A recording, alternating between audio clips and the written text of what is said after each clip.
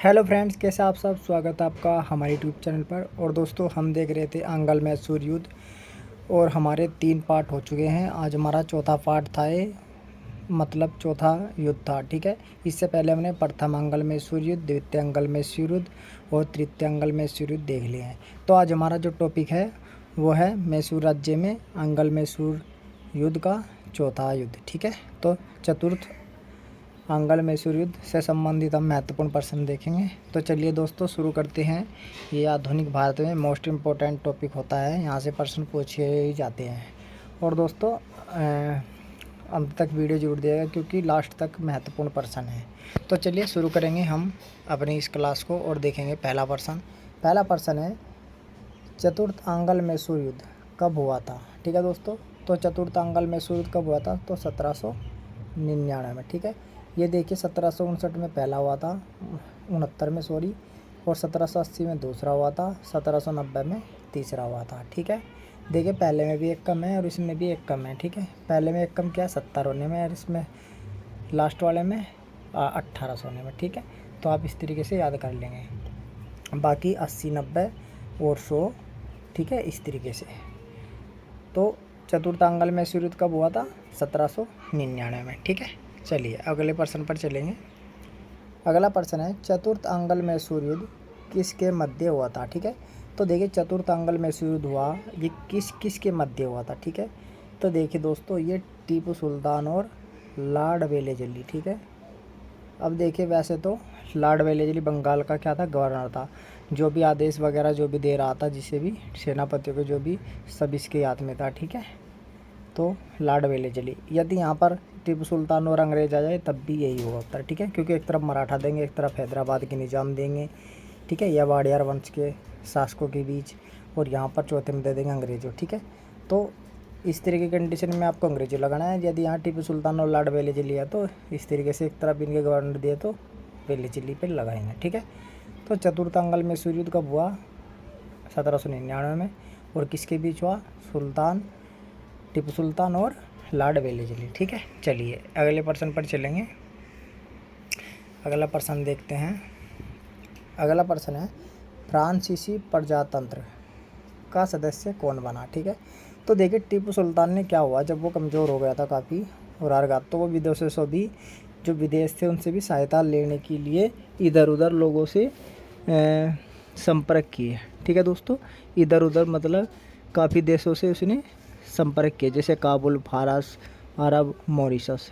ठीक है, मैं अपने राजदूत भी भेजे, और मॉरिशस के फ्रांसीसी गवर्नर ने टीपू को क्या किया, प्रोत्साहित किया, और अनेक फ्रांसीसी उसकी सेना में सम्मिलित हो गए। ठीक है, और टीपू फ्रांसीसी प्रजातंत्र का सदस्य भी हो गया। ठीक है, तो कौन हो गया, टीपू सुल्तान।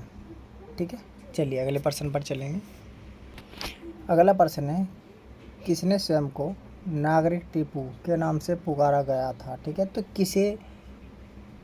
किसी ने अपने आप को नागरिक टीपू के नाम से पुकारा, तो दोस्तों टीपू सुल्तान ने ही नागरिक टीपू के नाम से पुकारा। ठीक है, और यदि पूछे कि क्यों पुकारा, क्योंकि वो क्या हो गया था, फ्रांसीसी प्रजातंत्र के सदस्य हो गया था। ठीक है, और अपने आप को नागरिक टीपू या सिटीजन टीपू के नाम से पुकारने लगा। ठीक है, चलिए अगले प्रश्न पर चलेंगे। अगला प्रश्न है हमारा, टीपू सुल्तान की हार किन स्थानों पर हुई थी। देखिए सबसे पहले क्या हुआ, टीपू सुल्तान की 2 जगह पर हार हुई, एक तो सदासीर और मलाली। ठीक है, तो उपयुक्त दोनों स्थानों पर हार हो गई, लेकिन फिर भी उसने वीरतापूर्वक लड़ाई की। ठीक है, तो ध्यान रखना, इस तरीके से प्रश्न आ सकता है। चलिए अगले प्रश्न पर चलेंगे। अगला प्रश्न है हमारा, टीपू सुल्तान की मृत्यु कब हुई थी। ठीक है, तो टीपू सुल्तान की मृत्यु कब हुई थी, तो दोस्तों देखिए 1799 में हुई। क्यों, क्योंकि ये चतुर्थ अंगल में सूर्य युद्ध जो चल रहा था, इसी में उसकी मृत्यु हो गई। ठीक है, तो आप ध्यान रखना, ऐसे भी पूछ सकते हैं प्रश्न कि टीपू सुल्तान की मृत्यु किस युद्ध में हुई थी। ठीक है, तो चतुर्थ अंगल मैसूर युद्ध में हुई थी। ऐसे पूछ सकते कि कब हुई थी। ठीक है, तो 1799 ईस्वी में हुई थी। ठीक है, क्यों, क्योंकि चतुर्थ अंगल मैसूर युद्ध कब हुआ था, 1799 में। ठीक है, इस तरीके से पूछ सकते हैं हैदर अली की मृत्यु कब हुई थी। ठीक है, तो 1782 में हुई थी। ठीक है, जब टीपू सुल्तान ने कार्यभार संभाला था। चलिए अगले प्रश्न पर चलेंगे।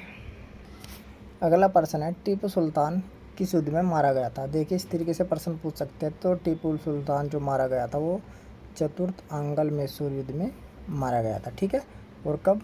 1799 में। ठीक है, चलिए अगले प्रश्न पर चलेंगे। अगला प्रश्न है, चतुर्थ आंग्ल मैसूर युद्ध के समय बंगाल का गवर्नर कौन था। ठीक है, तो बंगाल का गवर्नर कौन था? तो लॉर्ड वेलेस्ली उस समय गवर्नर था बंगाल का। ठीक है, चलिए अगले प्रश्न पर चलेंगे हम। अगला प्रश्न है, आज पूर्व का साम्राज्य मेरे कदमों पर पड़ा है, यह कथन किसने कहा था। ठीक है, तो दोस्तों देखिए यह स्टेटमेंट है कि आज पूर्व का साम्राज्य मेरे कदमों पर पड़ा है। तो यह स्टेटमेंट किसकी है, ये कथन किसने कहा था? तो यह लॉर्ड वेलेस्ली ने कहा था। ठीक है दोस्तों, जब उसने टीपू सुल्तान को मार गिराया, मतलब जो चतुर्थांगल मैसूर युद्ध हुआ था उसमें जीत मिली, तो उसके बाद उसने स्टेटमेंट दी। ठीक है, कि आज पूर्व का साम्राज्य मेरे कदमों पर पड़ा है। ठीक है, क्योंकि इंग्लैंड को हम क्या बोलते हैं? पश्चिमी देश। ठीक है, और पाश्चात्य जैसे बोल देते हैं, पाश्चात्य, तो हम उनके लिए क्या हो गए? पूर्व। ठीक है, तो पूर्व का साम्राज्य मेरे कदमों पर पड़ा है। उसने भारत को क्या कहा है? पूर्व का साम्राज्य या मैसूर। ठीक है, इस तरीके से प्रश्न पूछ सकते हैं। यहाँ पर दिमाग लगाने का काम है बस, कि पूर्व का साम्राज्य किस देश को कहा है या किस भारत के राज्य को कहा है। ठीक है, तो मैसूर को, या राज्य में ना पूछ के देश में पूछे तो भारत को। ठीक है, और किसने कहा है? लॉर्ड वेलेस्ली ने। ठीक है, तो इस तरीके से प्रश्न बनाए जा सकते हैं जो एग्जामिनर होता है। चलिए अगले प्रश्न पर चलते हैं। अगला प्रश्न है, आज पूर्व का साम्राज्य मेरे कदमों पर पड़ा है।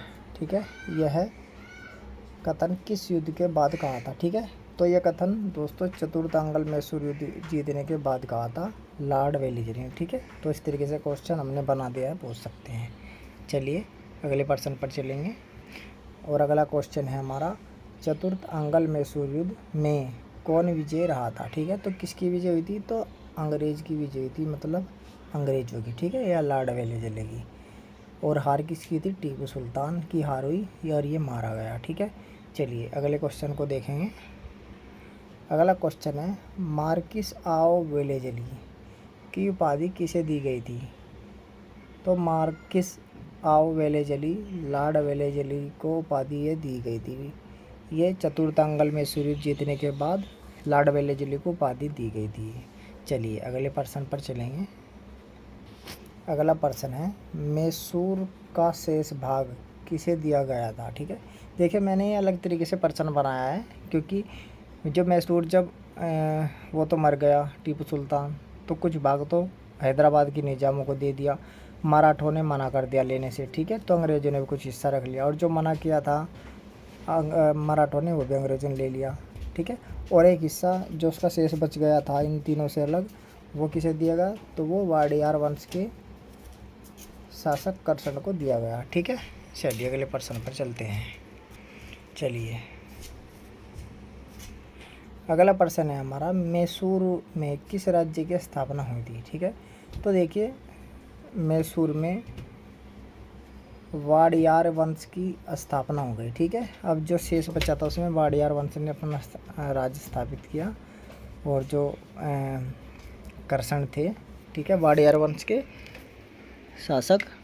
ठीक है दोस्तों, तो कर्षण से सहायक संधि किया वाडियार वंश के शासक से अंग्रेजों ने। ठीक है, तो मैसूर में वाडियार वंश की स्थापना हो गई इस तरह से, तो मैसूर ने सहायक संधि स्वीकार की। चलिए अगले प्रश्न पर चलेंगे। अगला प्रश्न है, मैसूर विभाजन से संबंधित कथन सत्य है। कुछ हिस्सा निजाम को दिया, कुछ हिस्सा अंग्रेजों ने लिया, मराठों ने लेने से मना कर दिया। तो उपयुक्त सभी सत्य हैं, बिल्कुल, ये हमने पहले भी बता दिया है। ठीक है, चलिए अगले का प्रश्न पर चलेंगे। अगला प्रश्न है, जैकोबिन क्लब का सदस्य कौन था। तो दोस्तों जैकोबिन क्लब का सदस्य टीपू सुल्तान था। ठीक है, तो दोस्तों ये थे महत्वपूर्ण प्रश्न चतुर्थ आंग्ल मैसूर से। इसके बाद हम देखेंगे हैदर अली, और फिर हम टीपू सुल्तान, और उसके बाद जितने भी सभी को मिलाकर मैसूर राज्य से संबंधित पर्सन देखेंगे हम, ठीक है। तो अभी 3 जो उसकी वीडियो है वो अभी आनी बाकी है, ठीक है। तो चलिए फिर मिलते हैं आपसे नेक्स्ट वीडियो में, तब तक के लिए धन्यवाद, नमस्कार।